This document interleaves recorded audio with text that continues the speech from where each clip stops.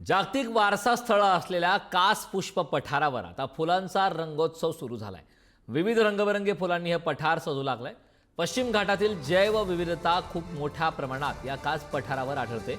August महिन्यापासून या कास पठारावरील फुलांचा बहर पाहायला मिळतो। मात्र यावर्षी सप्टेंबर महिन्याच्या पहिल्या आठवड्यापासूनच अनेक दुर्मिळ फुलांनी हे कास पठार फुलायला सुरुवात झाली।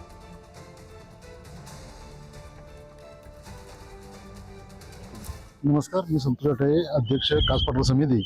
आपण पर्यटकांसाठी आल्यानंतर बसची सुविधा केलेली आहे, टॉयलेट वगैरे सगळी व्यवस्था केलेली आहे। इथं कोणाला काही प्रॉब्लेम झाला किंवा काही हे झालं म्हणजे दवाखान्याची वगैरे आपण सोय केलेली आहे। पोलीस प्रशासनाने आपल्याला सहकार्य केलेलं आहे, त्यांचे गार्ड्स आहेत, ट्रॅफिकवाले आहेत, सर्व व्यवस्था केलेली आहे। आपण सरासरी 150 आपले स्थानिक होमगार्ड आपण तिथं नियोजित केलेले आहेत किंवा जे लोक येणार आहेत त्यांना जर कोणतीही अडचण आली तर आपण तात्काळ रुग्णसेविका या सोयीसुविधा आपण तिथे उपलब्ध करून दिलेल्या पर्यटकांसाठी दिलेली आहे। ही माझी पहिलीच वेळ आहे कास पठारला यायची, पण हे प्लॅटू खूपच सुंदर आहे की प्रत्येक वर्षी इथे यायची आता इच्छा होणार आहे।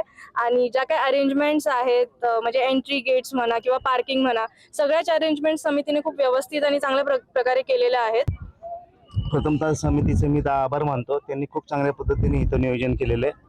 तसंच महाराष्ट्राचं सांस्कृतिक आणि वैविध्यपूर्ण नटलेल्या महाराष्ट्रामध्ये त्याचं महाराष्ट्राचं काश्मीर म्हणून ओळखलं जातं असं एक कास पठार पर्यटकाचं एक चांगलं ठिकाण आहे।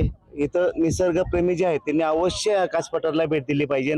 विविध प्रकारची फुलं, झाडं, निसर्ग या ठिकाणी आहे, त्यामुळं खूप खूप सुंदर आहे कास पठार। कॅमेरामन ओंकार सह मी साई सावंत, कास पठार, सातारा।